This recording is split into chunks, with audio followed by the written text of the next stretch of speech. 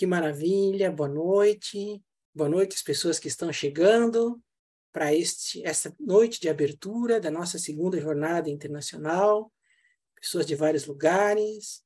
Vai ser uma noite com certeza muito linda, muito potente, de muitos aprendizados, como tem sido os nossos momentos de formação.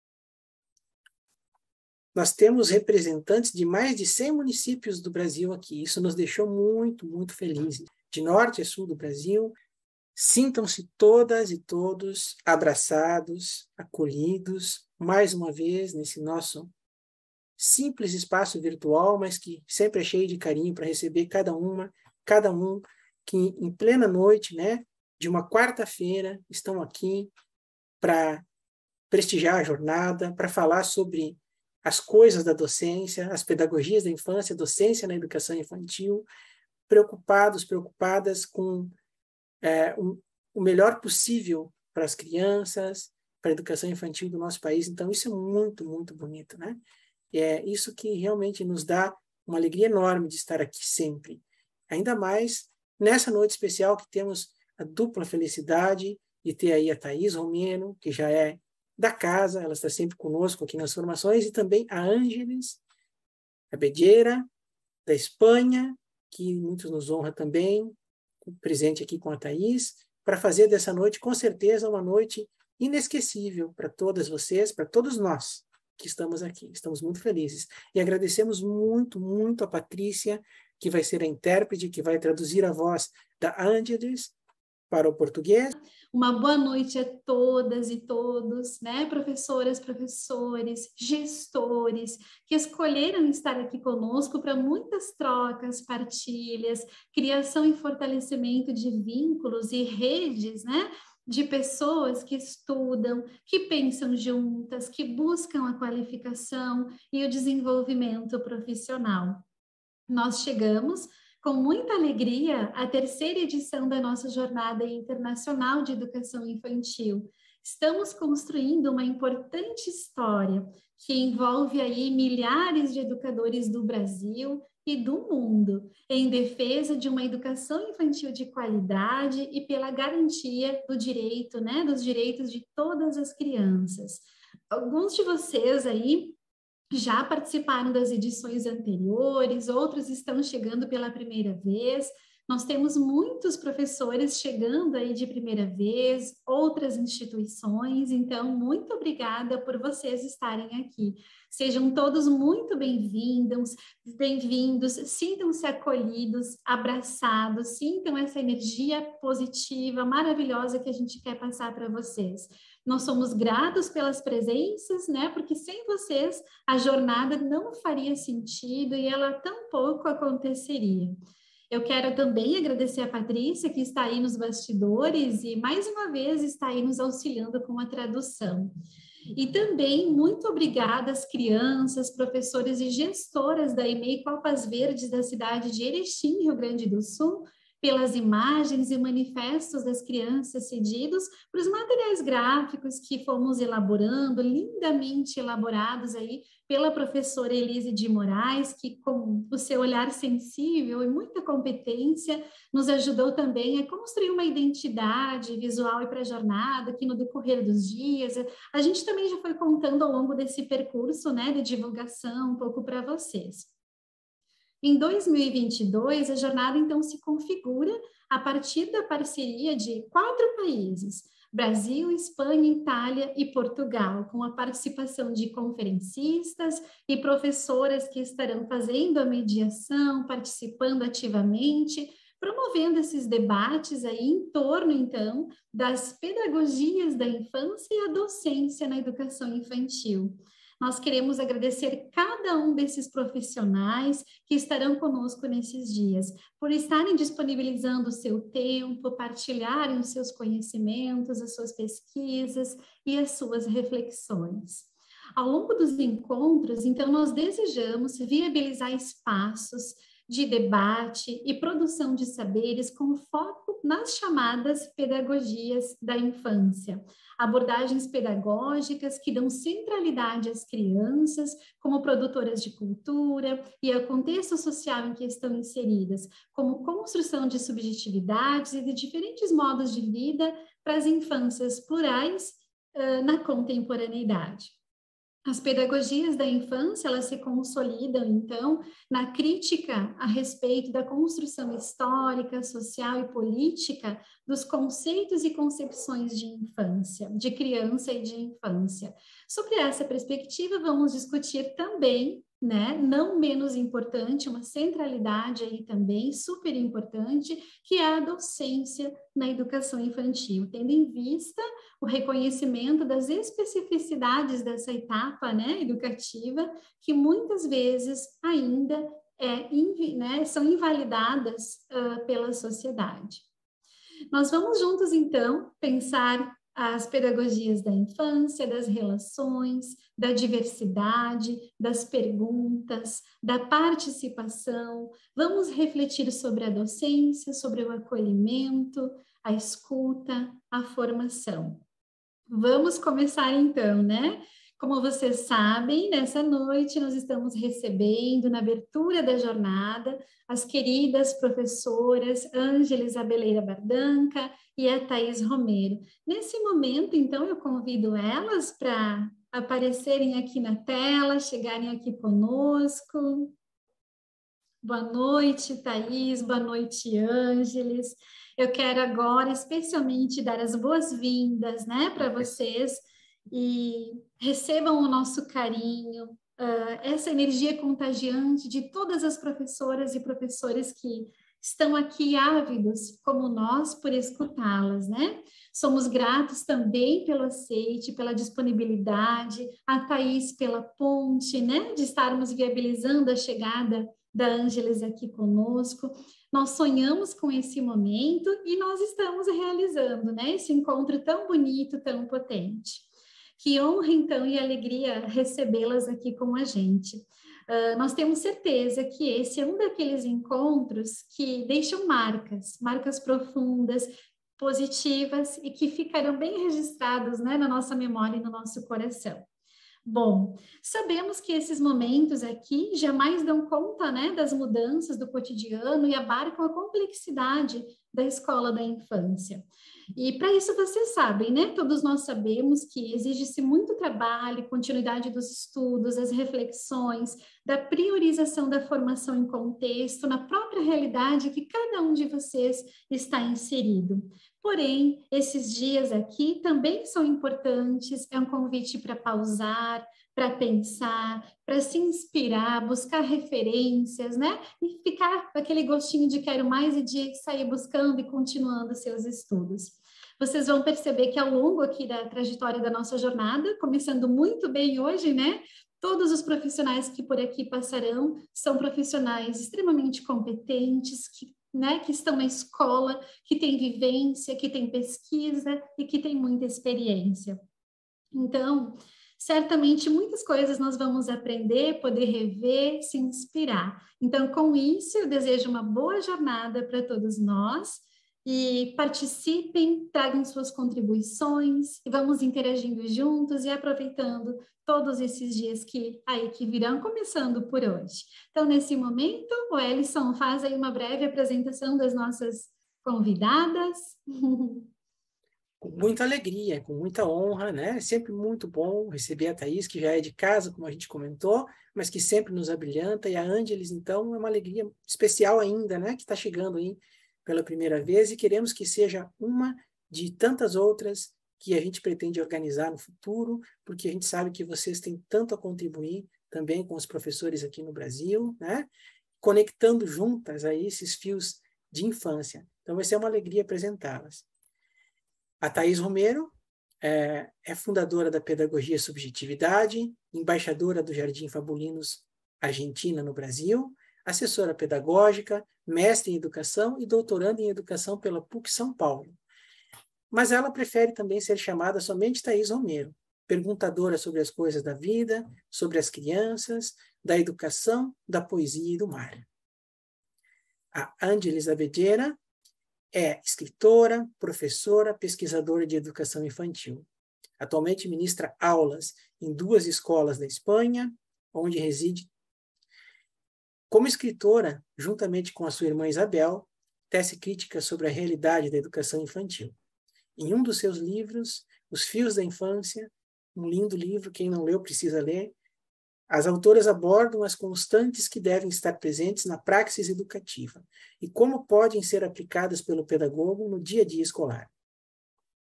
Pelos trabalhos publicados, as irmãs Abelleiras são muito conhecidas, sendo que Os Fios da Infância está disponível em galego, espanhol, catalão e português.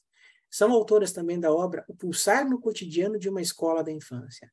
Nessa obra nova, que é a continuação dos Fios da Infância, as professoras fixam os 10 eixos temáticos que devem ser abordados nessa etapa educacional, sempre vinculando o cotidiano e a escola e dizendo que o fio condutor da didática infantil não pode ser nem a arte, nem a música, nem a literatura, nem as emoções, nem as áreas, nem as competências, nem a matemática e nem a língua.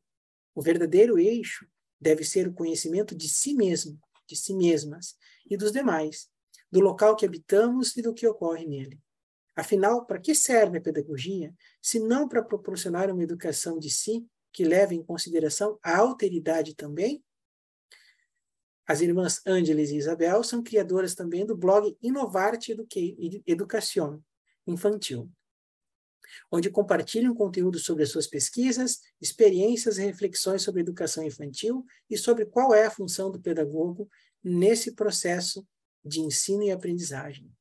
Bom, uma alegria apresentá-las, sintam-se novamente abraçadas, acolhidas, não só por nós aqui na tela, mas por praticamente 500 pessoas que estão aqui nesse momento online, tá bom? Vocês têm aí cerca de 1h20 para tecerem esses fios da apresentação e depois a gente tem aí uns minutinhos finais para as participações no chat, para as perguntas que sempre surgem. Fiquem super à vontade, tá bem? Bom, meu coração aqui pulsando forte, batendo forte, feliz demais por estar aqui novamente. Agradeço muito a Rose e ao Ellison pelo convite, pelo carinho, de sempre, sempre. Agradeço as pessoas que estão por aqui agora e as que chegarão depois. Muito obrigada, mais uma vez, muito obrigada. As abeleiras, Isabel, que não pôde estar conosco hoje, a Ângeles, a minha admiração infinita, porque é muita responsabilidade dividir esse momento com você, Ângeles. Que privilégio nosso escutá-la. Fazer a abertura dessa jornada sobre a infância e docência é como esticar um fio para chegar em outros fios, os fios das relações, da escuta, da formação, do propósito, do compromisso, da responsabilidade e do sentido que é fazer educação. Fios que chegam ao coração da escola para fazer pulsar o cotidiano. O pulsar do cotidiano em uma escola da infância. E antes de passar a palavra para você, Ângeles, eu peço licença para ler um livro. Gente, as abeleiras, que tem um jeito mais bonito que eu conheço de conectar a literatura com as experiências vividas e sentidas na escola, me encorajam a buscar nas histórias a delicadeza das coisas que não se explicam por si só. Então, eu quero começar para devolver e dar a palavra a Ângeles, ler um livro, que para mim é também uma poesia. O Coração e a Garrafa. Vou ler. Oliver Jeffers, Salamandra. Era uma vez uma menina bem parecida com as outras.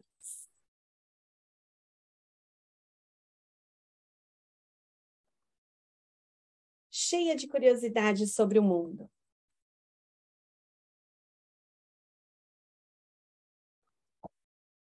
Ela refletia sobre as estrelas,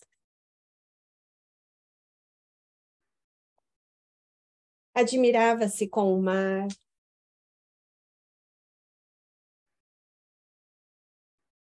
e adorava descobrir coisas novas.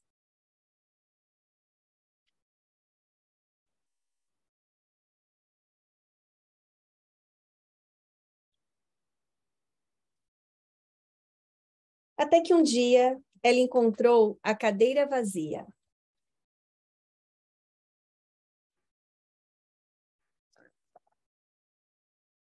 E como se sentia muito insegura, a garota achou que a melhor coisa a fazer era colocar seu coração num lugar sem perigo, só por um tempo.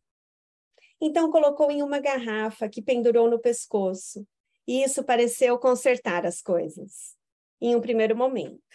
Mas, na verdade, nada mais ficou igual. Ela se esqueceu das estrelas e parou de prestar atenção no mar.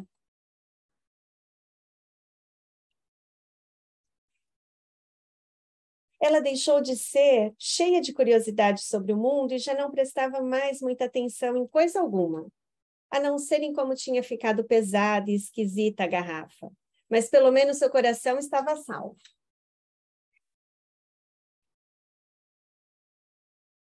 Talvez nunca tivesse ocorrido à garota o que fazer se ela não tivesse encontrado alguém, uma criança, curiosa em relação ao mundo como ela mesma já havia sido.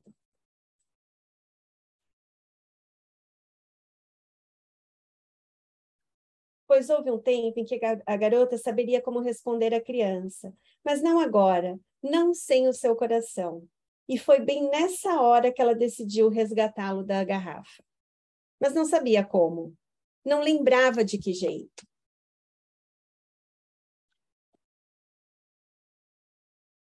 E coisa nenhuma funcionava. A garrafa não se quebrava. Quando ela tentou, a garrafa só quicou e rolou.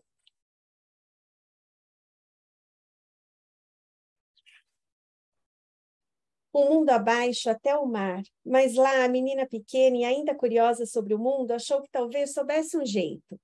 E o que acabou acontecendo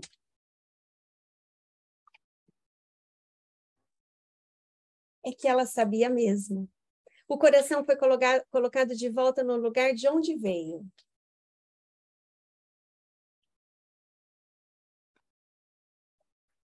E aí, a cadeira já não estava mais vazia.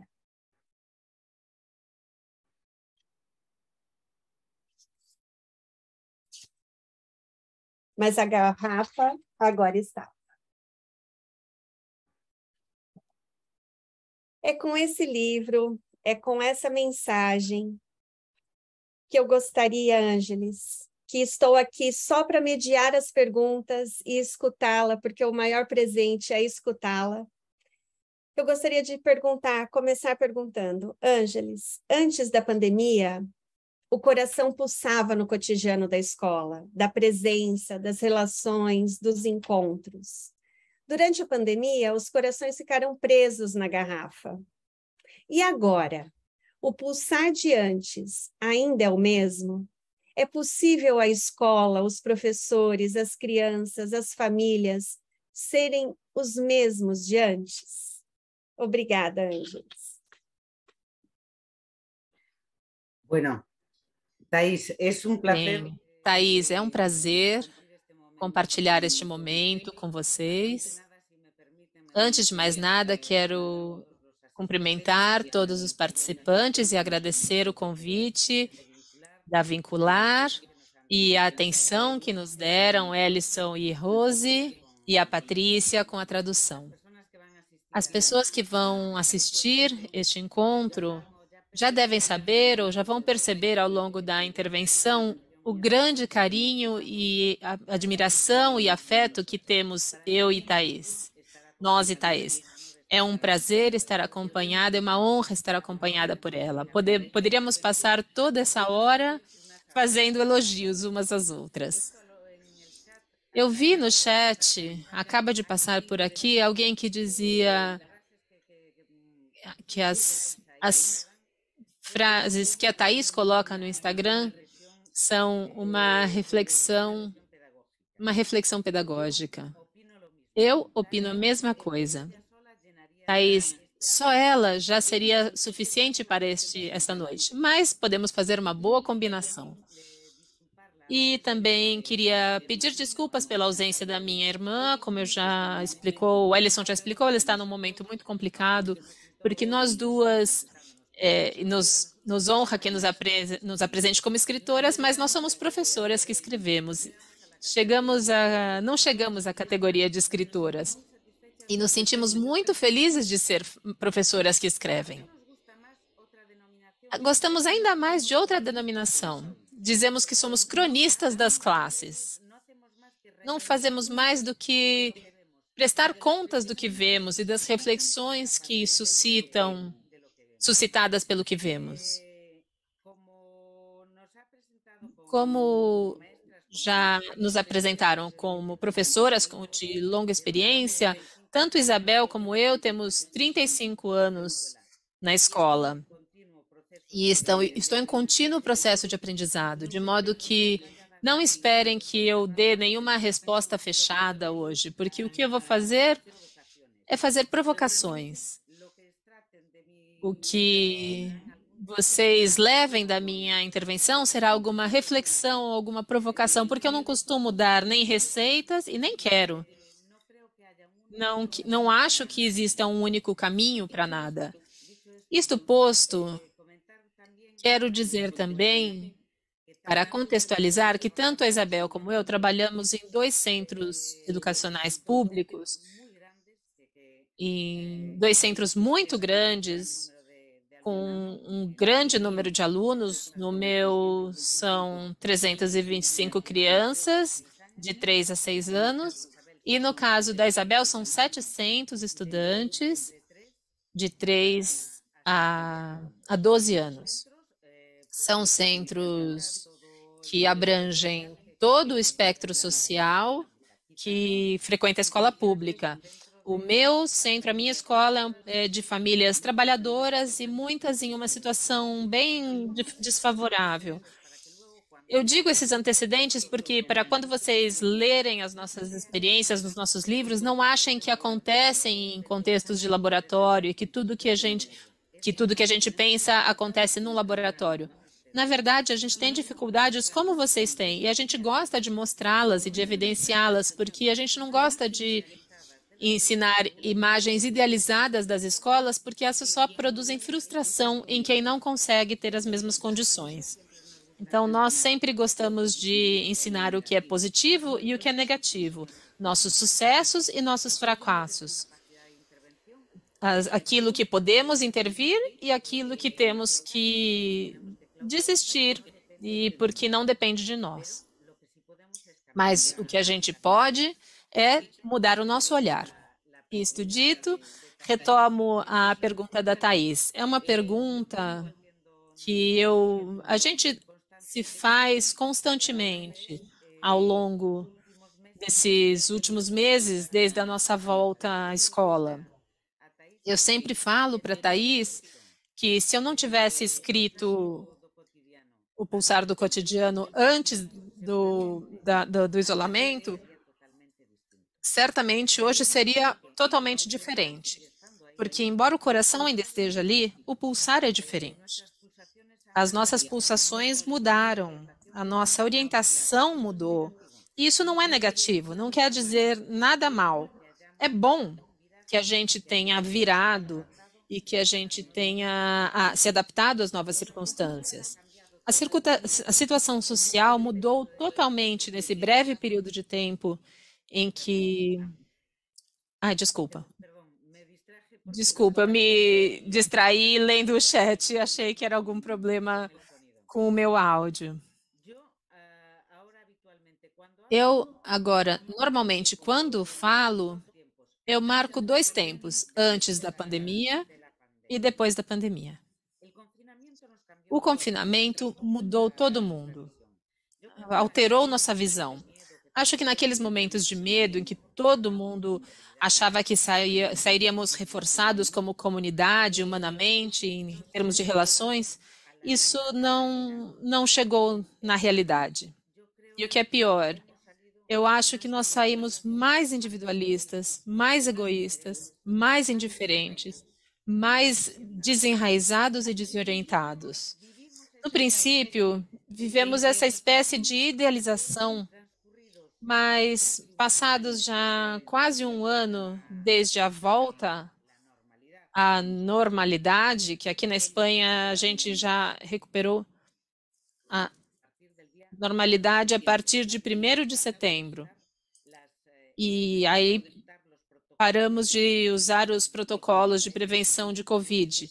Até aquele momento estivemos sempre com protocolos. Mas é como eu estava dizendo, embora durante o isolamento pensamos que isso nos uniria mais e nos tornaria mais bondosos e generosos, aconteceu o contrário.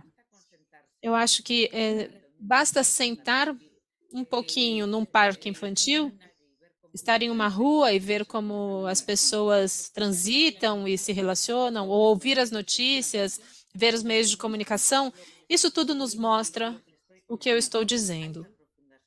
Há uma profunda solidão, uma inquietação, algo que procura se dissimular como uma euforia coletiva, todo mundo quer sair, comemorar, todo mundo quer mostrar que está muito feliz, com permanente alegria, mas isso só evidencia a nossa vulnerabilidade. A sociedade mudou e as suas manifestações também. Nós nos acostumamos, nos saturamos a nos manifestar através de metáforas, de representações simbólicas, de gestos virtuais. E voltar à normalidade, isso acabou contaminando a vida real. É como se, numa liturgia, de repente, todas as representações simbólicas fossem tão excessivamente cerimoniosas que já nos lembramos do fato que estamos celebrando. Para vocês entenderem, quando queríamos celebrar a amizade, a gente colocava um gesto e a gente continuou fazendo essas coisas e as crianças acham muito difícil entender isso. Uma criança de 3 anos pode entender que uma colher ou uma caneta é um boneco, ou pode ser um porquinho ou o lobo. O que ela acha muito difícil de entender, porque sua capacidade de abstração ainda é muito limitada, o que ela acha muito difícil entender são esses gestos que ficaram impostos na sociedade. Por exemplo, o Dia dos Deficientes, a gente coloca uma meia de cada cor. Então, as crianças vão para a escola com uma meia diferente. Ou a gente coloca um laço roxo para lutar contra a violência de gênero, ou a gente usa roupa preta. Para eles, isso é incompreensível. Todo esse tipo de metáforas que estão saturando a sociedade e saturando a escola, para as nossas crianças, são incompreensíveis, porque, de acordo com o nível psicoevolutivo delas e as características de seu pensamento, elas ainda não podem fazer essas abstrações. Vejam até onde eu quero ir com esse comentário, essa introdução. Os meus alunos, que neste momento têm 4 anos, cresceram e começaram a falar e começaram a andar durante o isolamento. No ano passado, em setembro, eu recebi um novo grupo de estudantes. Naquele momento, eu achei que eu estava louca. Eu achei que eu tinha perdido todos os meus rudimentos profissionais e que já não era capaz de ser professora de crianças pequenas. O que tinha acontecido? Eu vi um primitivismo e uma precariedade nesse grupo de estudantes. Eles estavam tão sem assistência que eu nunca tinha visto. É verdade que muitas das características que eu estava observando já estavam aparecendo nos últimos anos, mas não de forma tão evidente como eu vi em setembro, quando começamos as aulas. Especialmente em 3 aspectos. No aspecto da comunicação e linguagem, a motricidade, o desenvolvimento físico era totalmente precário, na atenção e no raciocínio. Quanto às famílias, eu vi como uma delegação parental na escola, como se tivessem cansado, tivesse sido tão esgotador esses 2 anos que eles tiveram as crianças em casa, que de repente eles queriam delegar para a escola funções que não são da escola. Acreditem, Eu diferencio claramente qual é a função da escola e qual é a função da família. Mas chegou um momento em que eu achei que a família estava quase desistindo do seu papel preponderante de primeiro agente educacional. Porque nós sempre falamos da família como primeiro agente educacional e o primeiro agente de socialização. Eu tive sérias dúvidas naquele momento se o primeiro agente de socialização naquele momento não seria o mundo virtual e o mundo audiovisual. Eu acredito que houve um abuso, um excesso de consumo desse tipo de produtos. Por isso, meu enfoque didático teria que se dirigir a suprir e desenvolver todas essas carências. A escola não pode continuar sem mudar. Ela deve se adequar às circunstâncias sociais, históricas, contextuais, comunitárias, individuais e pessoais. De modo que eu tive que sentar, nós tivemos que sentar e dizer quais serão nossos focos prioritários de atenção com este grupo de estudantes. Eu vou dizer, não vou dizer nada novo, e só escutar a relação. É fundamental. As carências que essas crianças manifestavam nos aspectos afetivo-relacionais, acho que não precisa de nenhuma explicação. E todos vocês, se estão na escola ou se têm crianças por perto, sabem o motivo dessa carência. Depois, autonomia. Em seu currículo educacional, eu sei que vocês chamam de autodeterminação. Um currículo que, por certo, devo dizer, manifesto a minha admiração pelo currículo do Brasil e o de São Paulo. Sempre é, para mim, uma fonte de referência. Eu percebi que os estudantes não tinham autonomia, não tinham autodeterminação. Me incomodava quando as pessoas diziam, e os meios de comunicação, ai, como as crianças estão se comportando bem, são os que melhor obedecem às normas. Obedecer às normas e ser submissos não é o ideal para uma infância. Não é ideal para a infância que nós queremos. Nós queremos uma infância que seja autônoma e que tenha uma capacidade de autodeterminação. Não somente que sejam capazes de andar pelo caminho marcado e fazer gestos que já foram determinados por outros agentes que não consultaram essas crianças para nada. Não quero... Vou tratar de todos... Todas essas questões já dariam para toda essa conversa de hoje. Na questão da socialização, as carências que nossos estudantes tinham no aspecto da socialização, vamos lembrar que a socialização e o aprendizado que eles fazem tanto por observação como o aprendizado social, naquele momento não pôde acontecer, porque os únicos elementos de referência que eles tinham eram o pai, a mãe ou as pessoas que conviviam no entorno familiar. Na comunicação, eu já não quero nem comentar. Todas as problemáticas associadas que nós descobrimos por causa do uso das máscaras e da falta de referentes adultos que falassem corretamente. Porque ficar com adultos não significa que eles se comunicaram devidamente. Eu, inclusive, desconfio que passaram muitas horas diante das telas. Então, os modelos de referência de fala que eles traziam eram personagens que se comunicam com onomatopeias e personagens com vozes histriônicas. E isso dá para perceber claramente nas crianças que estão começando a falar. Lembro, novamente, toda a problemática que supõe a dificuldade que dá não poder ver como gesticulamos ou como posicionamos os órgãos bucofonatórios na hora de nos dirigirmos a eles. Foi um trabalho árduo e que me levou o ano todo conseguir nos colocarmos na situação em que estávamos antes da pandemia, nessas idades. Continuo dizendo as mudanças e as consequências do isolamento e da pandemia. No sensorial, não poder tocar, não poder se relacionar, não poder sentir a pele de um companheiro, de um colega, não poder compartilhar uma comida, não poder sentir a sensibilidade, porque a gente não podia encostar em nada, tudo tinha que ser desinfetado, tudo que a gente olhava era tudo desinfetante. No corporal, crianças que tinham passado 3, 4 meses isolados em espaços muito pequenos nas casas, das famílias do centro onde eu trabalho, da escola onde eu trabalho, são muito reduzidas.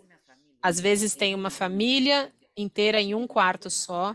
Então, vocês já podem imaginar que o espaço que essas crianças tinham para fazer um desenvolvimento motor adequado aos 3 anos, quando é um dos aspectos fundamentais da cidade. No aspecto relacional,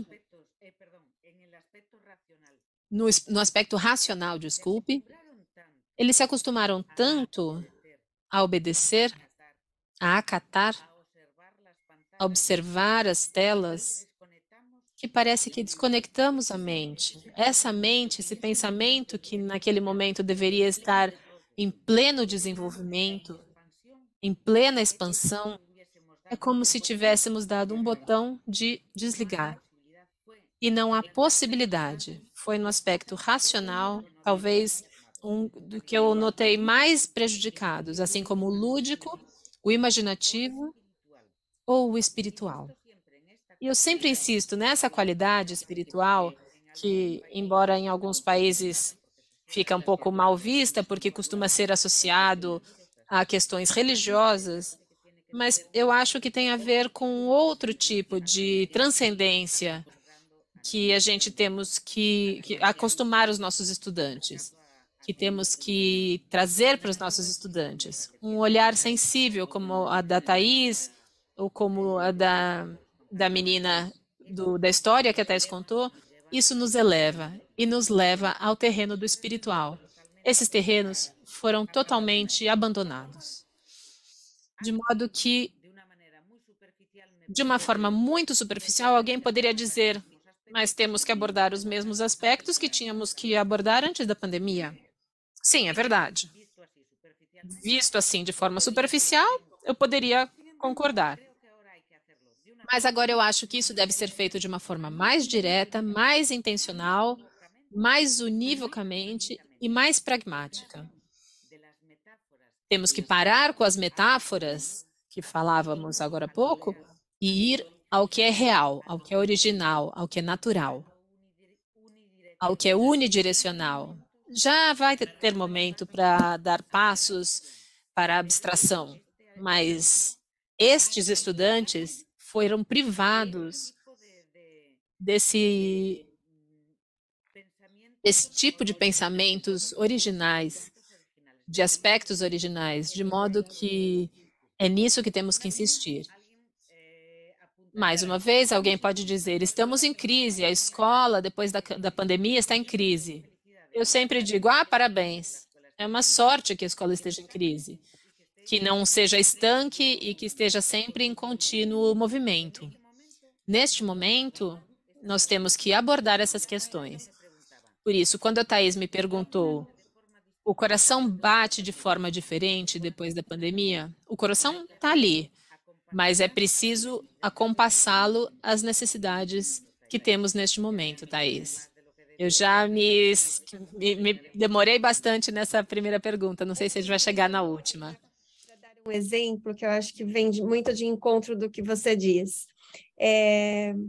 Tudo isso é muito real, muito verdadeiro. As crianças que voltam para a escola voltam precisadas de tanta coisa, que conteúdo nenhum dá conta antes da relação, do afeto, do acolhimento, de olhar para essa criança e entender o que cada uma está precisando, porque cada uma chegou de um jeito. E aí, um exemplo concreto, para as crianças de 6 anos, que aqui para nós é o primeiro ano do Fundamental 1, nós fizemos um projeto chamado Do Lado de Fora. Então, todo mês, a última sexta-feira do mês, a gente sai com eles, com esses estudantes, para uma saída cultural, para uma saída para ver coisas diferentes, sentir coisas diferentes, encontrar pessoas diferentes. Esse foi o jeito que a gente teve de não sair de um confinamento por outro, né? Sai do confinamento para ir para a escola, que é um confinamento, se a gente permitir que seja, mesmo. E um exemplo aconteceu outro dia de um menino, nós entramos no ônibus, nós estávamos indo a um museu, nós entramos no ônibus, assim, subimos, viramos a esquina, ele disse, está chegando? Eu falei, impossível estar chegando.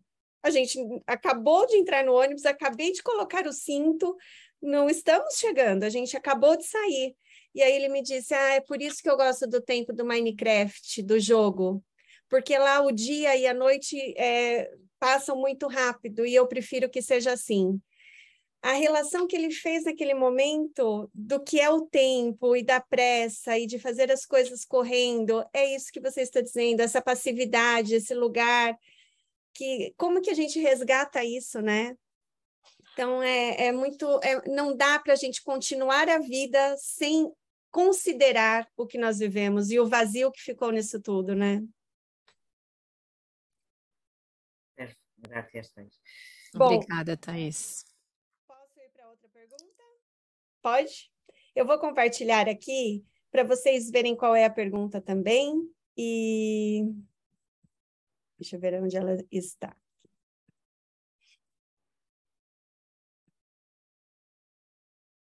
Compartilhando.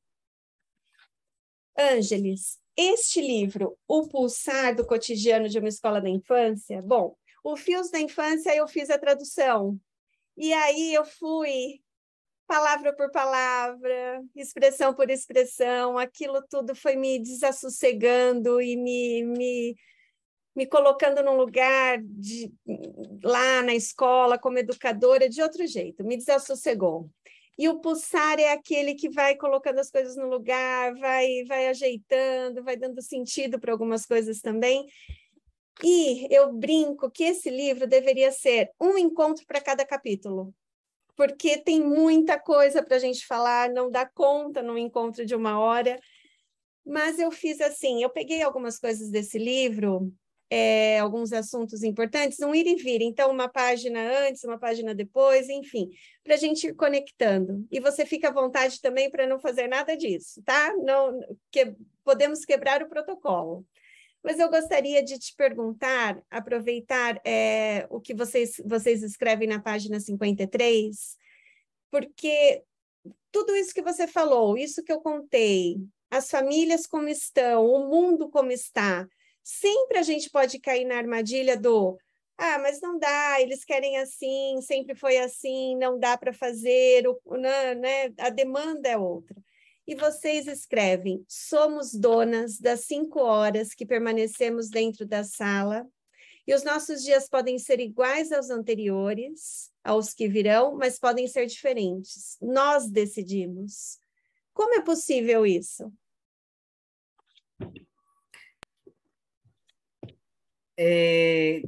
Thais, que nos conhece, sabe que somos Thais, rebeldes. você que nos conhece, sabe que a gente é rebelde. E a gente se rebela contra as situações que consideramos injustas e contra aquilo que não gostamos. Mas, às vezes, não temos capacidade de modificar essas questões. Então, essa citação é quase um grito buscando outras pessoas que estejam na mesma situação que nós. Que ninguém se sinta, quando leem nossos livros ou experiências semelhantes, que ninguém se sinta sobrepassado ou incapacitado porque não consegue levar a cabo essas práticas, porque em sua escola não se permite.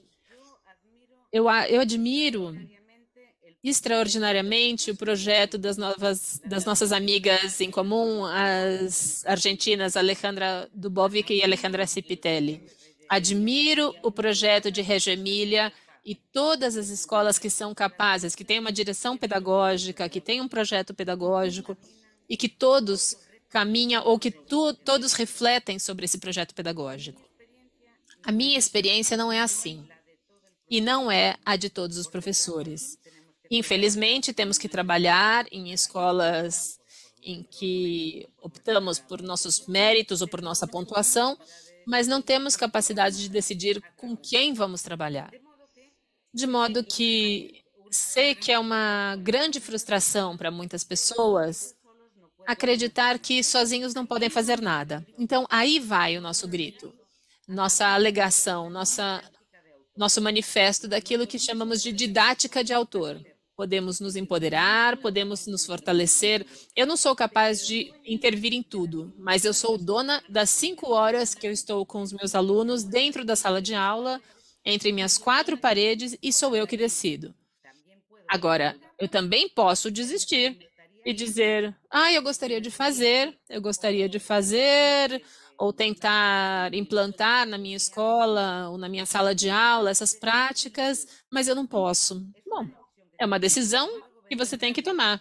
Depois vem as discrepâncias, que são as que sempre nos dão mal-estar, que são as discrepâncias entre o que a gente acredita, o que pensa e o que a gente faz. O que a gente tem que tentar é ser coerente e consequente entre o que a gente acredita, o que a gente pensa e o que a gente faz. Se a gente não tiver capacidade de intervenção no centro todo, eu não posso mudar o olhar das minhas 20 colegas. Tudo bem, eu me resigno e eu me dedico à minha sala de aula, onde eu tenho 25 alunos, e se eu for capaz de intervir com os meus 25 alunos e suas 25 famílias, não é uma quantidade desprezível e não é um trabalho desprezível. Atualmente, cada vez que damos uma palestra, a gente diz que a verdadeira inovação, quando inovação é a palavra mais repetida em qualquer documento que tem a ver com educação, a gente diz que a verdadeira inovação que deve acontecer é a autoafirmação do professorado, o empoderamento do professor. Sei que tem gente que vai por os pessimistas. Às vezes, acho que eu vou ter que desligar o chat, porque ele me distraio. Mas muito obrigada pelas palavras que eu estou lendo aqui, pelos comentários. Mas eu tenho tendência a me dispersar. Neste momento, a inovação está associada a seguir certos modelos didáticos, escolas de prestígio, Montessori, Reggio. Introduzem-se artefatos tecnológicos, recursos de todo tipo, bilinguismo, trilinguismo, recursos baseados em neurociência, em emoções, em organização do espaço, mas o professor só fica como um executor ou um usuário de toda essa parafernália didática. A gente é deixado de lado. A gente só vai ali para ser as pessoas que utilizam toda essa artilharia que colocam à nossa disposição. Mas não. Nós apelamos ao fortalecimento humano e humanístico do professor. É aí que temos que incidir. Eu já não estou nem falando de formação em questões tecnológicas ou programáticas. Tornar o olhar para o professor e conseguir uma formação potente na humanidade e uma formação humanística do professor para poder ensinar. Marie-Lode dizia que é preciso ser para ensinar. Essa é a verdadeira inovação. Nas idades que trabalhamos, o papel do professor é determinante para o aprendizado por observação, para o aprendizado vicário, porque somos o que fazemos. Por isso, nós apelamos e reivindicamos sempre a didática de autor e essa fortaleza que temos que ter os professores e professoras, mesmo que seja só entre as nossas 4 paredes da sala de aula. Mas lembrem-se, é preciso se formar, não dá só para ter a intenção. Porque também estamos observando cada dia mais, Isabel, e eu sempre estamos em bancas de seleção de novos professores. O que a gente percebe, e o que estamos vendo agora, é uma manifestação dos sintomas que estão na sociedade, é uma banalização, uma efemerização, um conhecimento cada vez mais superficial das coisas e ficamos na mera celebração ou numa atuação, uma atuação só para mostrar, só para como uma pose, é uma coisa impostada. Mas se um professor não é humano quando está diante de uma criança, se não tem uma formação que com um olhar generoso, já vamos falar sobre isso, nada, não pode transmitir nada para um aluno dessa idade. A gente sempre diz, a gente não dá receitas, a gente mostra caminhos. Mostramos os sucessos e os fracassos. E, acima de tudo, nos dirigimos àqueles que sabem que navegam de forma solitária, quando não tem vento favorável, quando não tem um projeto de centro educacional, como é o meu caso, temos que decidir continuar adiante, sem deixar que nos afetem ou que nos bloqueiem. Eu não tenho como não... Eu vou contando umas historinhas, mas eu vou ser breve, porque não queremos perder você.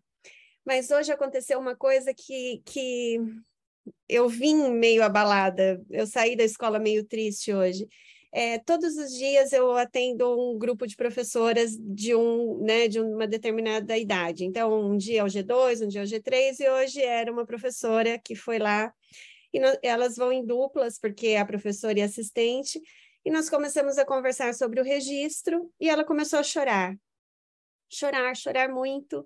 E ela me desculpa, eu nem sei, eu não deveria estar fazendo isso, mas eu não estou conseguindo ficar bem, enfim.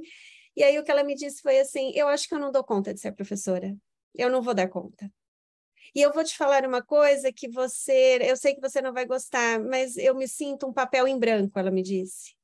Porque eu escuto documentação pedagógica, registro, observação, e tem que fazer isso, e tem que fazer o contexto, e tem que falar da intencionalidade, tem que fazer... Tem tanta coisa sendo falada, e que se eu não me aproximo do jeito que as outras pessoas se aproximam, eu me sinto fracassada. E isso doeu em mim, porque eu acho que formação também parte muito do lugar que a pessoa está, né? Não é do ideal, é um caminho, é um percurso, e a gente tem que respeitar. A professora tem que estudar, a professora tem que ser pesquisadora, mas não cair na armadilha da comparação, e que sempre o que foi feito em Régio, o que foi feito não sei aonde, é sempre o melhor. E ela não alcança porque ela idealiza. E isso é muito sério. Isso é muito sério. E vem de encontro exatamente a próxima pergunta, Ângeles, que eu acho que aí você pode nos ajudar a pensar, que é, então, quais características devem reunir uma professora, um professor de educação infantil, que não seja ser consumidora de modas e de modismos?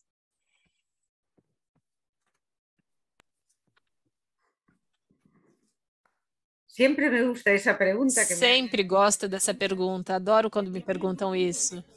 E, ao mesmo tempo, eu digo, poderia ser retórica, porque todos e todas nós sabemos quão longe ou perto estamos de ser um bom professor. Talvez precisamos que alguém nos lembre quais são essas qualidades, mas todos nós sabemos quais temos que ter. Todos temos o nosso termômetro, que quando saímos da escola, um termômetro, um sensor interior que nos diga se fomos bons ou maus professores. Tem pessoas que decidem apagar esse sensor. Tem gente que se sente mal, mas todo mundo sabe quando fez um bom trabalho ou um mau trabalho. Embora às vezes a gente se surpreenda. Às vezes, mesmo uma descoberta, eu vou contar uma história. Para mim foi muito dolorosa essa descoberta, mas me ajudou a tranquilizar a minha consciência, que às vezes também é bom a gente tranquilizar a consciência, que também temos que cuidar da saúde. Aconteceu pouco tempo depois da volta da pandemia, quando a gente ainda estava usando máscaras. Um dia, na porta da escola, os pais estavam a uma certa distância e a mãe de um menino e ela tinha sido minha aluna em outra cidade, quando eu morava em outra área, ela quis me cumprimentar. E quando veio me cumprimentar, ela disse: estou aqui com fulana, que também tinha sido aluna minha. Eu devo reconhecer que naquele momento eu não reconheci fisicamente a menina. Eu fico com um retrato de uma criança de 4 anos e sou incapaz, às vezes, de detectar essa mesma, ou reconhecer essa cara 20 anos depois, 20, 25 anos depois. Então, falamos sobre os assuntos básicos, como vai, onde você mora, o que você está fazendo. E chegou um certo momento, eu disse, embora está proibido, que a gente não deve se abraçar, eu estou tão contente que eu vou dar um abraço em vocês. Quando eu estava abraçando essa menina, ela me disse: Ângelas, eu sempre quis te agradecer, porque os momentos que passei com você na escola foram os únicos momentos felizes da minha infância. Eu fiquei impactada. Impactada. Então, me afastei e ela me disse: a minha vida era tão dura. Era um absoluto inferno. A minha casa era um absoluto inferno porque minha mãe me maltratava muito. A única coisa que eu queria era estar com você na escola. Eu me lembro ela me perguntou se eu ainda continuava fumando, eu sou fumante. Ela me perguntou se eu continuava fumando. Ela falou: eu me lembro o cheiro do seu perfume misturado com o cheiro do tabaco. E eu me lembro que eu sonhava toda noite que você me adotava. Acreditem. Isso me fez perder o sono. Me fez perder o sono. Eu não fui capaz de reagir. Eu não fui capaz de dizer nada. A única coisa que eu pude fazer foi ficar mortificada. Mortificada, porque eu disse: como é possível que eu não tivesse detectado essa situação? Como é possível que eu tivesse uma criança 2 anos seguidos na minha escola e como eu via ela bem vestida, bem penteada e uma mãe simpática, eu não fosse capaz de perceber em nenhum momento que essa menina estava sofrendo maus tratos infantis? Como é possível? Onde estava a minha cabeça naquele momento? Naquele momento eu tinha 22, 23 anos. Onde estava a minha cabeça para não estar o suficientemente centrada e perceber essas coisas? A menina, a mulher, depois eu me encontrei de novo com ela e ela me contou com mais detalhes toda essa situação. E ela escreve e diz que nesse momento uma das suas terapias para superar toda essa situação, uma foi ser mãe, mas que ela ainda acha mais duro e mais incompreensível entender por que a sua própria mãe maltratava ela tanto, agora que ela é mãe. E a outra terapia é escrever. Então ela me escreveu o relato dessa situação e me dizia que ela voltou a destacar que eram os únicos momentos felizes da sua vida, eram os momentos que ela tinha. Eu não me lembro exatamente, ela dizia, eu não me lembro exatamente o que eu aprendi. Eu me lembro como você me fazia sentir. Senhores, para mim, essa frase foi um ponto de inflexão. Um ponto de inflexão. E ela fez outro comentário. Nós, as crianças, já percebíamos que você era boa pessoa. Isso me surpreendeu e eu pensei, como uma criança de 4 anos intui, você vai se surpreender. Outro dia eu te conto direito como as crianças pequenas percebemos se um professor é uma boa pessoa ou não. Eu fiquei impressionada. Mas o fato de ela me dizer que o que tinha sido importante não foi o que ela aprendeu, ela nem se lembrava o que ela aprendeu ou do que brincava, mas ela lembrava como ela tinha se sentido ao meu lado. Não precisa dizer mais nada. Não precisamos de mais nada. Se quiserem, agora eu faço uma lista das condições que eu acho que um professor deve ter. Para mim, são sempre um binômio. E eu já disse antes, bondade e generosidade, segurança e convicção, oralidade e escuta, curiosidade e cultura, presença e saber estar, abertura e introspecção, solidez e flexibilidade. Poderíamos desenvolver isso por todo o tempo que vocês quiserem, mas para vocês não ficarem com esse mal-estar da história real que eu acabo de contar, que eu faço isso com a autorização da moça, porque senão, da menina, da mulher, né? Senão eu não faria isso, porque eu respeito muito a privacidade dos meus estudantes. Para vocês não ficarem com esse mal-estar que ficou dando voltas na minha cabeça por muito tempo, me deixou sem dormir por muito tempo, até que de alguma forma ela me disse essas palavras que foram uma espécie de feitiço que surtiram o efeito de me tranquilizar. Agora, para mudar um pouco o tom, eu vou contar outra história e vocês também valorizam, que é que qualidades deve ter uma professora. Aconteceu ontem. Eu contei para a Thaís, porque ontem conversamos um pouco. Eu estava eu estava cuidando do pátio, na minha escola, 325 alunos fazem recreio ao mesmo tempo. Então, algumas das professoras ficamos supervisionando para não acontecer nada de errado, as coisas normais de uma escola. De repente, chega outra colega, professora, trazendo com um menino pela mão. Eu já vi que ela estava brava. E ela diz: agora você vai explicar para a professora Ângeles o que você fez. O menino estava desconcertado.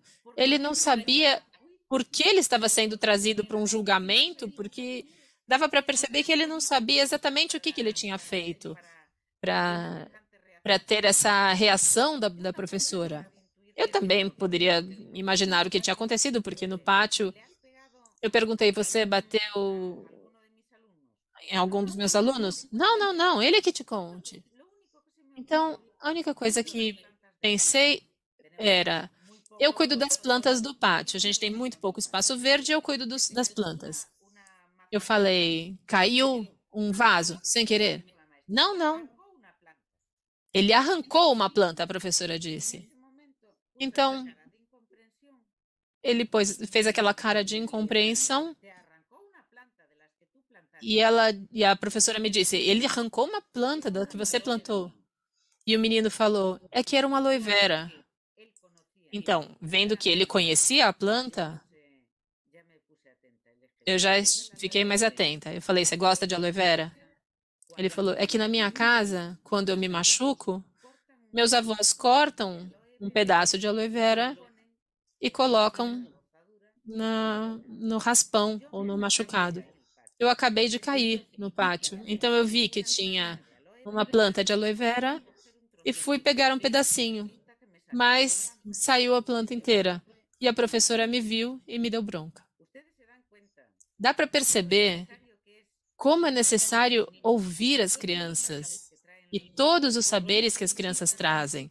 Por isso eu insisto tanto nessa qualidade que devemos ter, a capacidade de acolher, esse olhar respeituoso. Ela fechou o microfone sem querer. Fechou o microfone, Ângeles.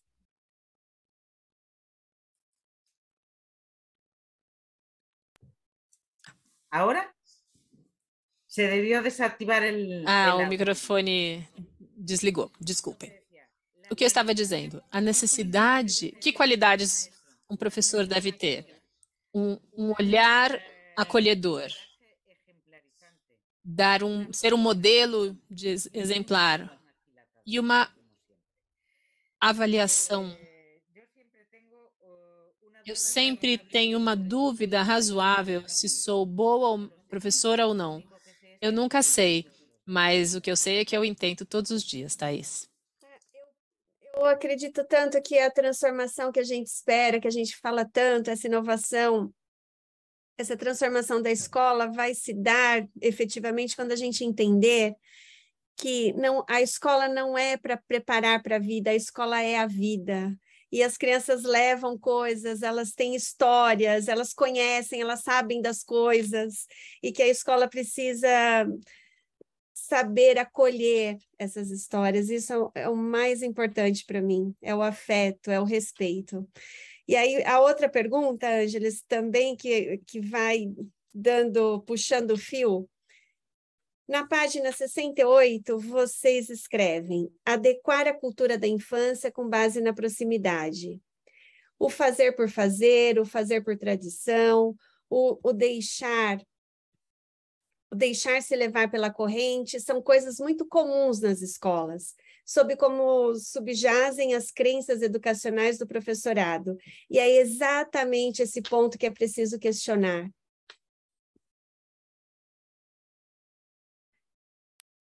Exacto. Exatamente. É o que estávamos falando sobre as crenças dos professores. A educação não muda mudando o currículo. Não se muda através da legislação. Com a legislação se legisla, se ordena, mas a educação muda modificando as crenças dos professores. Enquanto não mudarmos as crenças dos professores, não há nada a ser feito, não há nada que possa ser feito. Porque somos nós que estamos dentro da sala de aula. No dia 1º de setembro, fomos convidadas a participar de um evento para dar as boas-vindas a 900 novos professores de educação infantil e fundamental para vocês, que acabavam de entrar e iam começar a trabalhar no dia 2. Iam começar em sua nova vida profissional, entrando para a escola pública na Galícia. Então, a administração educacional nos chamou, a Isabel e a mim, para dar essas boas-vindas, já que em muitos casos somos nós que somos a banca que decidem se eles entram ou não entram. Então, eles quiseram ter a nossa participação. Então, naquele momento, nós, generosas como achamos que somos, nós demos como presente para eles o decálogo do bom professor rebelde. E dizemos rebelde no sentido de quem se rebela contra as tradições instauradas sem sentido, que se rebela contra as normas que não têm sustento, que se rebela contra a banalização que impera na sociedade, ou que se rebela contra a mercantilização da educação. Então, nós demos esses 10 conselhos para ser um professor dos pés à cabeça e dissemos, nós demos um último presente que foi dizer ou lembrá-los uma citação de um pensador do começo do século na Espanha que afirmou que um filósofo e político foi ministro da Educação. E ele disse, o país será o que os professores quiserem que ele seja. O Brasil vai ser o que os professores quiserem que ele seja. A Espanha será o que os professores quiserem que ele seja. Percebam a responsabilidade que nós temos em nossas mãos. É enorme. Porque, realmente, nós somos os que transformamos as formas de ser e de pensar de quem serão os eleitores. Então, assumam mas essa responsabilidade ninguém nos dá grátis. Essa responsabilidade nós temos que merecê-la. Temos que formar pessoas, temos que formar indivíduos, temos que formar cidadãos. E é aí que temos que deixar todo o nosso empenho. Por isso eu comentava, a Thais estava me perguntando sobre a didática da proximidade. Me perguntou, Thaís, acho que eu me perdi. Essa coisa de improvisar é o problema que a gente tem, né? Você me perguntou sobre a didática da proximidade.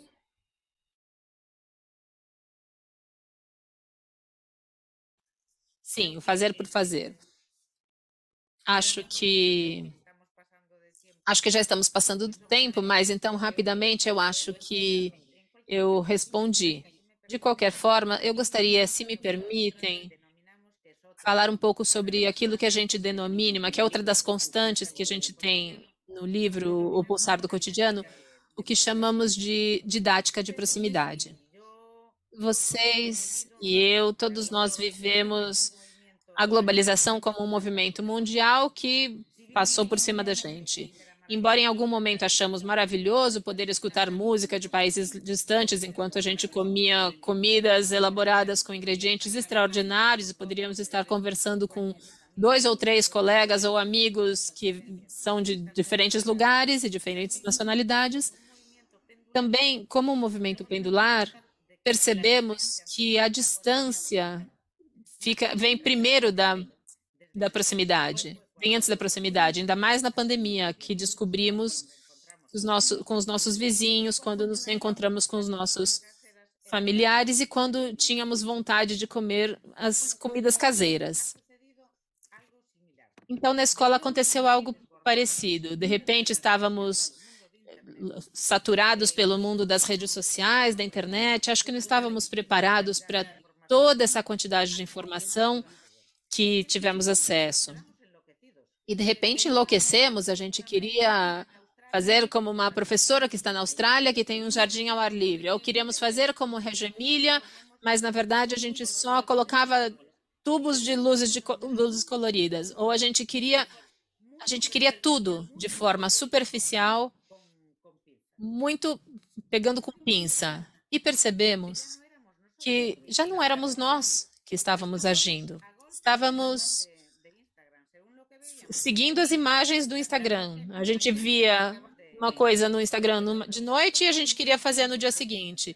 Introduzíamos temáticas totalmente desajustadas ao desenvolvimento psicoevolutivo dos nossos estudantes, porque a gente achava, eu pessoalmente acho, e não é que eu sempre afirmo isso, mas eu acho que os professores de educação infantil precisavam mostrar para a sociedade que a gente também fazia coisas importantes.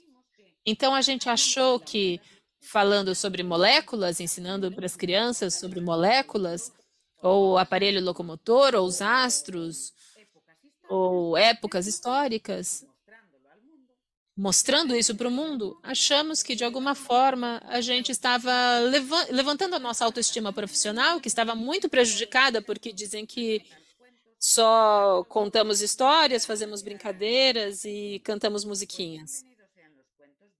Bem-vindos os contos e as histórias e as canções e as brincadeiras, porque é isso que essas crianças precisam nesse momento.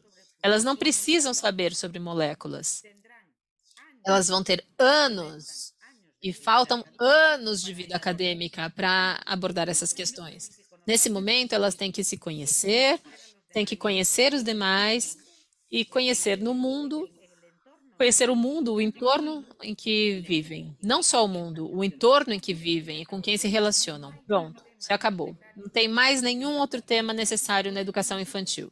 Por isso, nós cunhamos esse termo de didática de proximidade, a força do que é próximo, é um lema do comércio de proximidade, e sempre reconhecemos que vem daí, mas gostamos dessa mensagem, a força daquilo que está perto.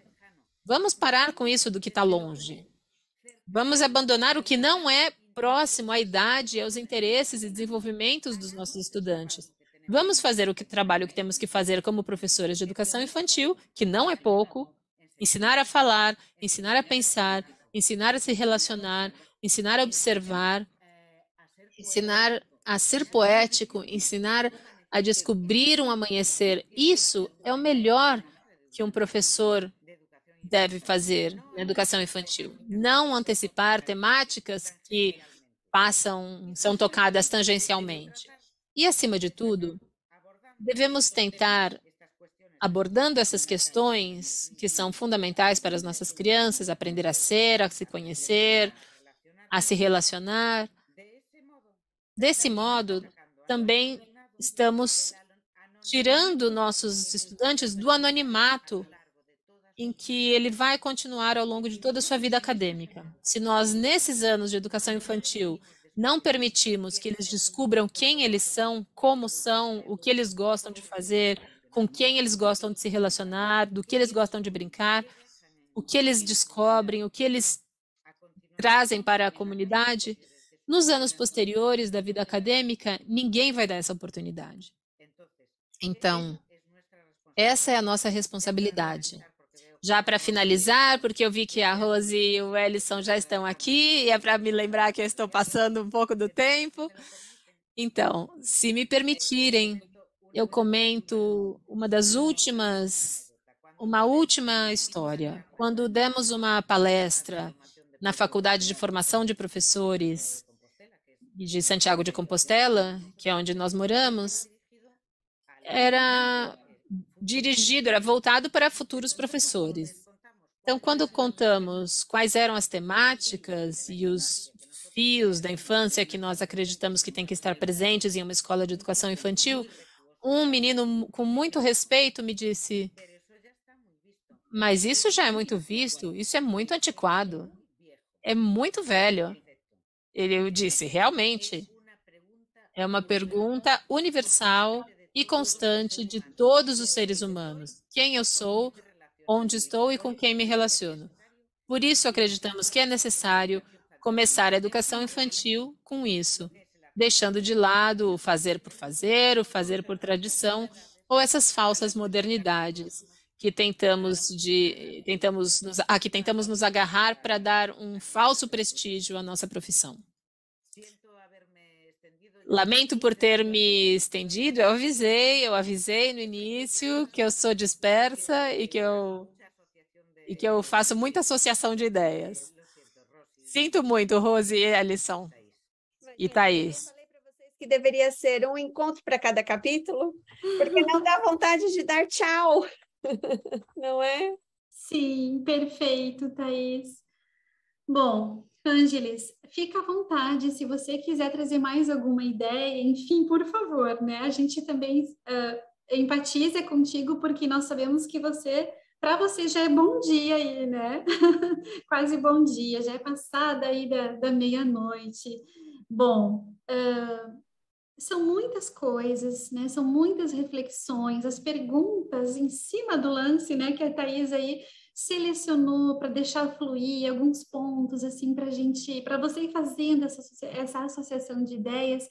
Ficou maravilhoso, né? Olha, são muitas palmas aqui no chat, os professores se identificaram muito com a tua fala, com a Thaís, né?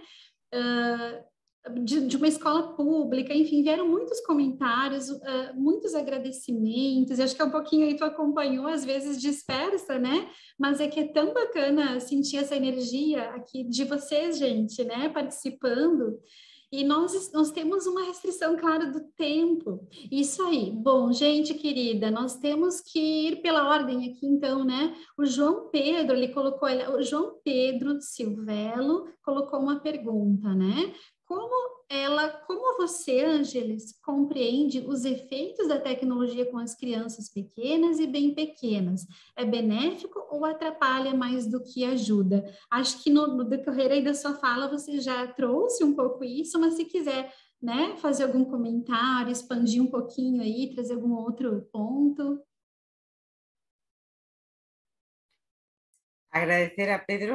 Quero agradecer ao Pedro por essa pergunta, porque é uma das perguntas que eu mais gosto. Eu demonizo as tecnologias na aula de educação infantil. Eu demonizo. Demonizo. Inclusive com os pais. E não tenho nenhum problema de chamar a atenção das famílias que me têm certo respeito quando vejo que estão com telefone celular. Outro dia aconteceu, acho que foi dia 4, eu fiz uma reunião com as famílias, né, de início de ano, início do ano letivo, porque ainda não tínhamos tido reuniões presenciais, eram todas virtuais. Eu conhecia todos, mas pela tela. A tecnologia tem alguma coisa de boa, né? Mas para as crianças pequenas não tem nada, quase nada bom. Quase nada bom. Então, o uso que eu consinto das tecnologias na sala de aula é com fins informativos, se surge alguma coisa que a gente precisa, por exemplo, esses dias as crianças estavam contando falando um pouco sobre a didática de proximidade que eu estava falando antes. Uma pergunta que a Thaís sempre gosta, que se não é um reducionismo a gente se centrar no cotidiano. Bom, depende do quão reduzido é o seu cotidiano. Se o seu cotidiano for rico, somado com outras 25 cotidianidades, com certeza dá muito jogo. E esse é o caso. Desde que começamos o curso, no dia 8, as crianças, as minhas classes são centradas na narração e no relato das experiências do verão dos estudantes. Os professores os pais me mandam vídeos ou fotografias e as crianças que quiserem mostra para os outros onde esteve, conta e se sente protagonista. Nessas questões, eu também tenho muito cuidado com aqueles que não têm a oportunidade de viajar ou que não têm essas oportunidades tão exóticas como têm alguns. Então, sempre procuro valorizar que é tão divertido ir uma tarde ao cinema com os pais ou passar uma tarde brincando no parque, como fazer uma viagem ao deserto de Gobi. Para explicar, né? Então, uma menina estava explicando que ela, essa semana, ia para as Ilhas Canárias, que é quando seus pais tinham férias. Então, usamos a tecnologia para antecipar essa viagem, para desejar que ela visse os vulcões, que todos querem ver um vulcão, e ver o lugar onde nascem as bananas, e um parque onde tem muitos papagaios, que é o que as crianças adoram. Então, nesse momento, onde procuramos a informação? Na internet. Nós comparamos para saberem que nem tudo que está nas redes é verdadeiro. Então, por exemplo, se a gente vai fazer um passeio em um lugar que a gente não conhece, a gente faz primeiro a viagem virtual. A gente coloca o Street View, nos diz quantos minutos vai levar e os lugares por onde a gente vai passar. Então, o que a gente vai fazendo? Comprovando se realmente o Street View, o computador, nos disse a verdade ou nos disse mentiras. É um gesto, mas colocar em dúvida o fato, acostumá-los a pôr em dúvida o que a internet traz, é uma coisa que eu considero importante. Então, usa a tecnologia só com esse fim informativo. Com um fim comunicativo, porque eu mantenho uma relação próxima com as famílias dos estudantes e todas as manhãs, quando entramos na sala de aula, eu abro o e-mail e vejo os e-mails dos pais que talvez que dizem que uma criança não está bem, não passou bem, ou que machucou a cabeça, caiu no parque, ou levou ponto. Então, imediatamente, com os estudantes, todos ao redor, a gente escreve um texto que vamos devolver para essa família, que é para mim, é um trabalho didático. Eu poderia ter respondido, obrigado pela fotografia, melhoras. Mas, se a gente redige entre todos e desejamos melhoras ao nosso colega, acho que é uma forma de trazer coesão ao grupo e uma forma de sermos empáticos e ter compaixão pelo nosso colega. E, para mim, essa é uma das minhas funções prioritárias como professora de educação infantil. Então, essa função, as tecnologias com fins informativos, comunicativos, e, em poucas ocasiões, criativa. Em poucas ocasiões. Porque eu prefiro a criação artística manipulando com as próprias mãos do que manipulando com o computador. Há momento para tudo, vão ter tempo para isso, mas nesse momento é fundamental. Além disso, eu diria até uma coisa, embora antes eu sempre lia uma história como a Thaís leu para a gente, como as professoras de educação infantil lê, nós costumamos ler as histórias assim. Mas hoje eu estou fazendo uma afronta ao ilustrador, a seu trabalho que eu tanto admiro, mas atualmente eu estou contando as histórias sem mostrar as imagens. Por quê? Já tem tanta saturação de imagens que o que eu preciso é enriquecer a imaginação, o imaginário da criança, não saturá-los com imagens já desenhadas por outros. Por isso, eu estou recorrendo a audiocontos ou contos contados, histórias contadas em voz alta. Sei que você estava me perguntando pela tecnologia, falei de muitas outras coisas. Espero ter respondido e, obviamente, uso a tecnologia no meu trabalho docente, não diante das crianças, em aspectos burocráticos, na relação com os colegas, na programação ou na coordenação. Mas eu, como adulta, uma criança não precisa de nada disso. E se eu estiver numa reunião e vejo pais que dão um celular à criança para se distrair, como eu vi outro dia, eu chamo atenção imediatamente. Mas como você pensa nisso? Você daria uma torradeira, um aspirador? Daria alguma coisa para um secador de cabelo? Então, por que um telefone, que é ainda mais perigoso do que todos esses aparelhos eletrônicos? Bom, eu sou muito veemente, né? Eu acho que os pais dos meus alunos já me conhecem e me dão certas liberdades e me perdoam minhas bravezas, mas acho que temos que ser veementes. Nesse momento, estamos fazendo outra função que tivemos que assumir, estamos exercendo um trabalho didático com as famílias.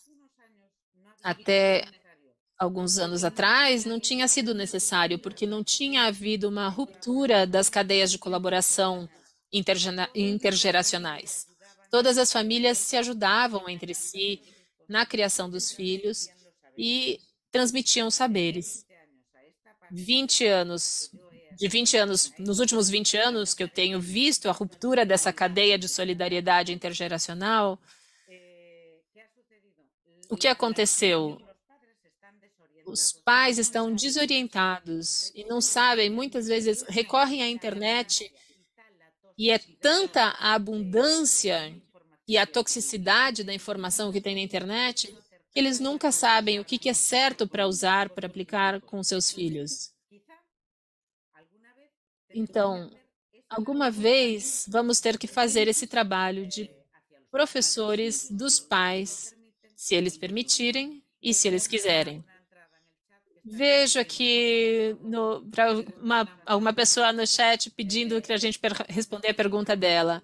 Eu prometo ser mais breve. Podem perguntar o que quiserem. Seja bem-vinda, Natália.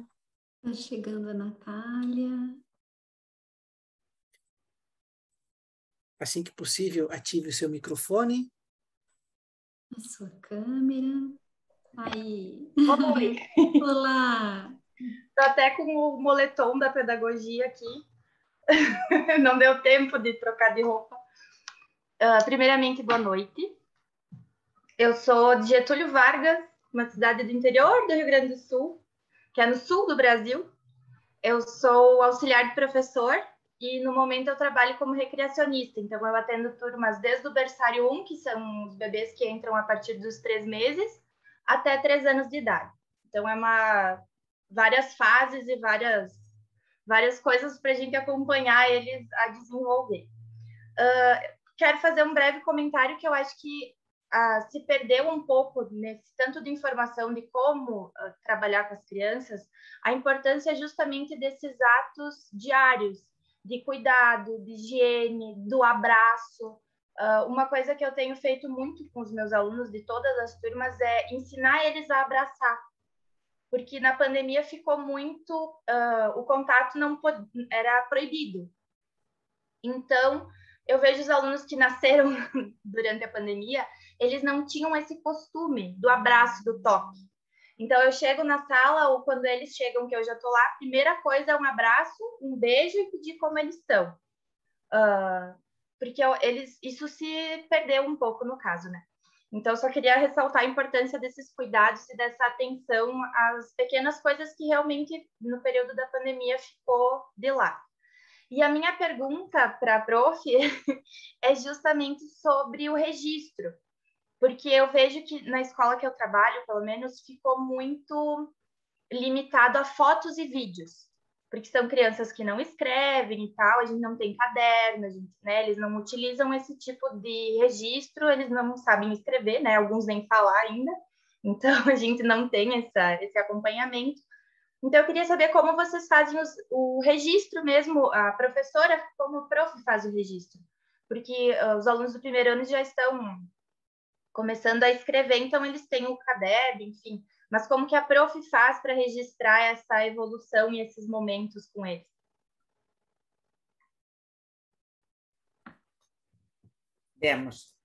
Vamos ver. Aqui na Espanha, a nossa normativa nos obriga a fazer uma avaliação trimestral de nossos estudantes e passar para as famílias, além da avaliação,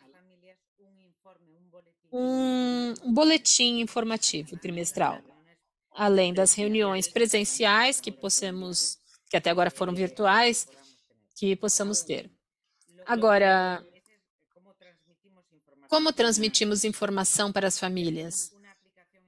Temos um aplicativo onde fica tudo registrado, de forma que, se houver mudança de escola ou nos anos posteriores na escola, tudo fica registrado, essa informação fica registrada.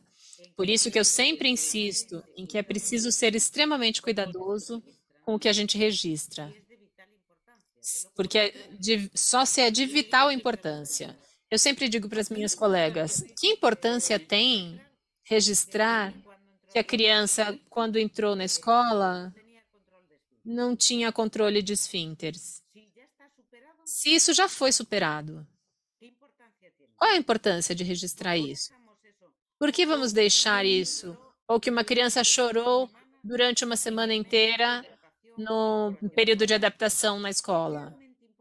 É realmente importante para deixar registrado dentro de um aplicativo que vai registrar a vida acadêmica inteira? Isso por um lado.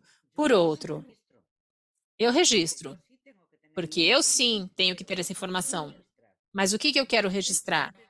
Você estava me dizendo que só podem fazer vídeos ou fotografias, porque os estudantes não escrevem. E o que querem? O que você quer registrar? Porque se eu quiser registrar como as crianças se relacionam, ou como elas interagem com seus colegas, para mim a fotografia é suficiente. A observação, minhas anotações, meu registro e uma fotografia é suficiente. Ou um vídeo. Eu não preciso das produções. Então, não sei exatamente o que é que você quer registrar. As produções são interessantes. Mas eu, nesse momento, e com a idade que eu tenho, eu vou me concentrar mais nos aspectos da linguagem, nos aspectos psicomotores, nos aspectos relacionais e sensoriais. Eu não preciso de nenhuma produção. Claro, se eu sou professora de uma escola onde trabalham com fichas ou fazem uma aproximação à linguagem escrita, à leitura e à lógica matemática, talvez eu preciso das produções, talvez. Não sei, porque eu não faço isso. Então, eu não preciso. A minha observação, os comentários, as intervenções que eu registro das próprias crianças e o meu registro, como acontecem tantas coisas em um dia em uma escola, eu preciso registrar algum tipo de diário. Também tem determinados momentos em que eu quero me deter num determinado aspecto. Independência, motricidade fina, destreza motora. Observo um elemento e esse elemento que eu observo, eu posso usar uma escala de observação. Dá para entender? Não sei se eu respondi a Natália. E concordo com você com os abraços. Eu agora dou abraços a todo mundo. Dou abraço até quando não deveria dar abraço. Tem que aproveitar porque a gente não sabe quanto vai durar. Ângeles, Thaís, eu acho que a Natália Ângele, caiu. Eu acho que ela caiu e depois eu não achei ela no chat, mas depois a gente vai fazer contato pelo WhatsApp para ela e ela vai ver a gravação. Deve ter sido algum problema local, porque não foi a gente que removeu, ela simplesmente saiu daqui, né? Mas só para deixar registrado que a pergunta da Natália foi muito bacana e que legal, Natália, que você está aí falando de Getúlio Vargas, é uma cidade que a gente conhece, que a gente tem um carinho especial também. A gente não sabia que você era de lá. Parabéns pela tua pergunta, por ter vindo aqui também fazer uma pergunta pertinente, se expor. Muito bacana isso. Ellison, aqui, acho que vamos contemplar, né, a última pergunta da noite, aqui da Gilvane Reas da Silva. Ela pergunta assim: um professor que tem um tempo no cargo e aparenta desânimo para trabalhar com as crianças, qual é o melhor caminho para ajudar esse professor?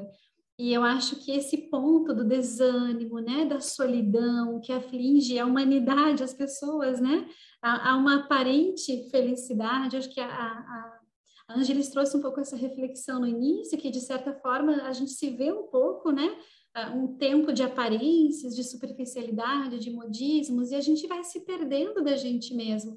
Mas eu acho que aqui ela pergunta, especialmente no caso, né, de um professor com mais tempo, né, no seu cargo, enfim, que ele já está um tanto ali desanimado. Como que a gente ajuda esses professores? Aquí estamos asistiendo a esa misma situación. aqui nós temos essa mesma situação. A educação infantil começou aqui na Galícia, no contexto que eu conheço, na minha região, começou em 86. De modo que esses últimos anos houve uma renovação dos professores. E aqui na Espanha tem uma coisa que é uma espécie de trânsito que é quase habitual de todos os professores, que até os 40, 45 anos estão na educação infantil e depois pedem para passar para a educação fundamental.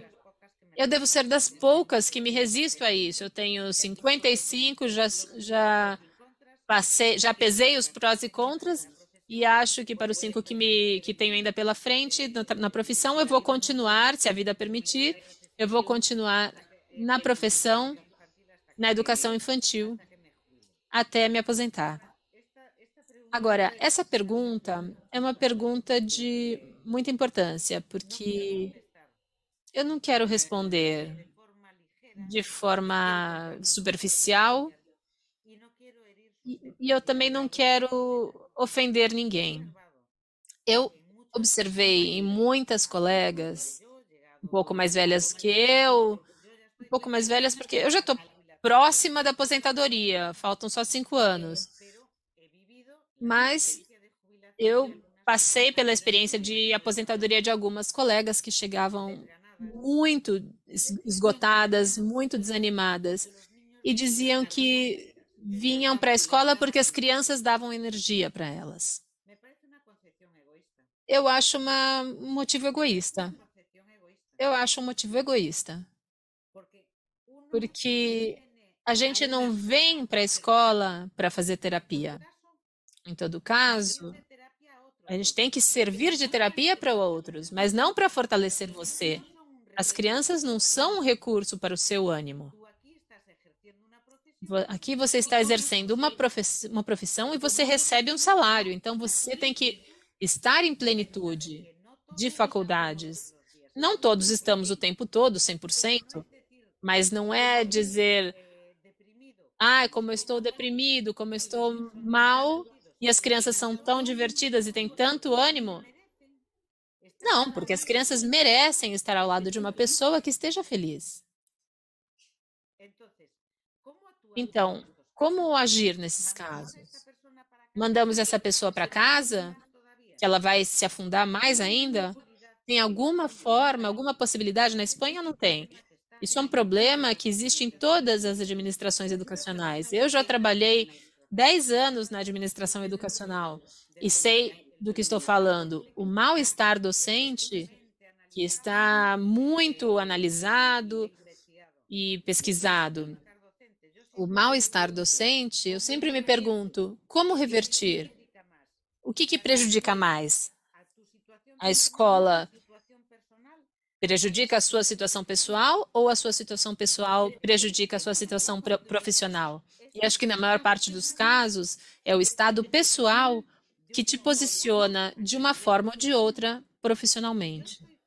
Se eu estou forte pessoalmente, eu sou inclusive capaz de resistir aos problemas diários de uma escola, os contratempos, os desgostos, os mal-estares. Mas, se eu estou mal animicamente, por causa dos meus problemas pessoais, qualquer pequena coisa que aconteça, que me disserem na escola, vai me afetar muito. Então, eu não tenho a resposta na pergunta que a colega fez, eu sou incapaz de responder. E como eu acho que tem pessoas que podem estar nessa situação, podem se sentir incomodadas por eu falar desse tema muito superficialmente, mas de qualquer forma, existe uma grande bibliografia sobre isso.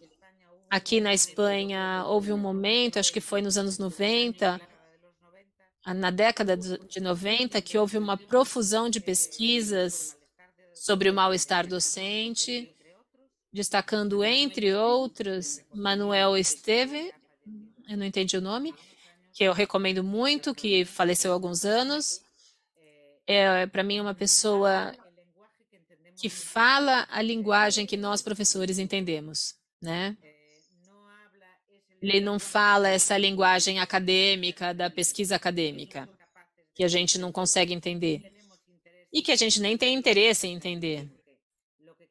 Porque o que a gente quer é uma solução ao problema que nos levou a procurar esse livro. Ninguém vai procurar o livro Mal-Estar Docente quando está super feliz e super bem. Vai procurar o mal-estar docente quando você está sentindo mal-estar. Então, você não pode se perder em pesquisas e ler estatísticas. O que eu quero é uma resposta e saber quantas pessoas se encontram assim como eu e qual é a solução dessa situação. Então, para mim, a única recomendação que eu posso dar a essa pergunta é leitura e bibliografia. Eu não me atrevo a responder de outra forma, por prudência.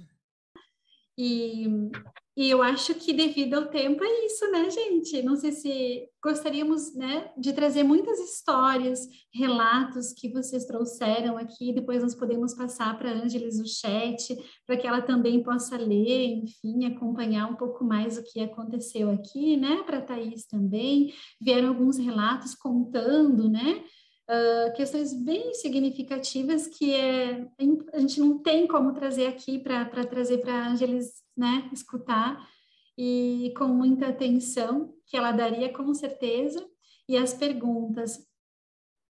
Mas acho que é isso. Eu quero que a Thaís também possa, né, fique à vontade para tecer algum comentário, fazer alguma consideração, né, Thaís? Eu só quero agradecer imensamente a Ângeles pela generosidade, pelo carinho que ela nos atendeu.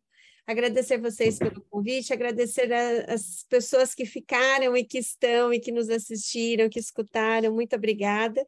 E se vocês me permitem, eu termino com um poema. Pode ser? Com certeza. Para a gente fechar. Ângeles, de novo, muito obrigada, viu? E eu finalizo assim, para todos que estão escutando, para os educadores do mundo todo. Uma professora não tem fim, ela fica. Ela sempre fica. Porque ser professora é diferente de estar professora. Algumas professoras passaram por mim, outras professoras ficaram em mim. E as professoras que ficaram em mim, essas não têm fim. Professora fica, ela sempre fica. Porque ser professor é continuar no outro, nos outros, na gente. Professora fica, ela sempre fica. No colo que ofereceu, no sorriso que deu, na história que contou, na pergunta que fez. Professora fica, ela sempre fica. No olhar que encorajou, na escuta que acolheu, no sentido que provocou. Professora fica, professora não tem fim, ela sempre fica. E Ângeles, você fica em nós hoje. Muito obrigada. Thaís, eu adoro Thaís, eu adoro e admiro a Thaís, porque ela sempre tem essas reflexões, essas palavras exatas. E no nosso livro, O Pulsar do Cotidiano, a Thaís nos acompanhou com um poema pedagógico, e eu sempre a comparo. Eu sei que ela não gosta que eu diga essas coisas, mas o Tonucci é conhecido por fazer uma reflexão educacional através de uma ilustração. E a Thaís condensa uma reflexão educacional em uma frase, em um poema. E ela tem que começar a elevar mais sua autoestima, porque ela merece todo o reconhecimento e eu quero que todo mundo conheça. Quero agradecer a todos vocês de verdade, foi um grande prazer. Eu sempre hesito com essas coisas, a Thaís sabe, porque o fato de eu saber escrever ou saber ser professora não significa que eu saiba comunicar, porque eu tenho meus medos, porque eu sei que eu sou dispersa, porque eu tenho uma comunicação e eu quero falar sobre muitas coisas, e o excesso de energia às vezes faz eu me perder. Mas no fim das contas, sempre fico muito feliz, muito satisfeita. E, acima de tudo, nesta noite, saber que estivemos com pessoas de 100 cidades diferentes do Brasil, nós que já nos sentimos tão acolhidas em São Paulo, que parece que é a nossa segunda casa, e só estivemos aí uma vez, mas nos deram uma atenção tão maravilhosa que nos sentimos como em casa. E cada vez vai nos ampliando mais esse espectro. E tudo isso é sempre graças a Thaís, que é a mediadora, a construtora de pontes. Rose, Ellison, foi realmente um prazer compartilhar essa noite com vocês. Por acaso, não estou com sono, o que é estranho, porque geralmente essa hora eu já estou dormindo. Eu durmo muito, muito intensamente durante 5 horas, mas eu preciso me deitar cedo. Deve ser por como foi interessante e atraente essa jornada e a acolhida de vocês. Foi um grande prazer. Patrícia, muito obrigada. Uma tradução impecável. Fiquei encantada em colaborar e espero que a gente repita em alguma ocasião. E Thaís, nós já nos dissemos tudo por WhatsApp. Muito obrigada, mas quero que você saiba. Nosso agradecimento. O agradecimento é nosso, Ângeles. Muito obrigada, né? Foi um presente essa noite e nós com certeza queremos repetir esses, ou que tenhamos outros momentos, né? Com você, com a Thaís. E agradecemos muito pela tua disponibilidade, pela leveza, pelos teus conhecimentos, pela professora, né? Pesquisadora que você é. Como bem disse a Thaís, você fica em nós. E aqui no chat, então, todo mundo comentando, né? Thaís, você também está em nós, né? Então, para nós, as duas ficam em nós.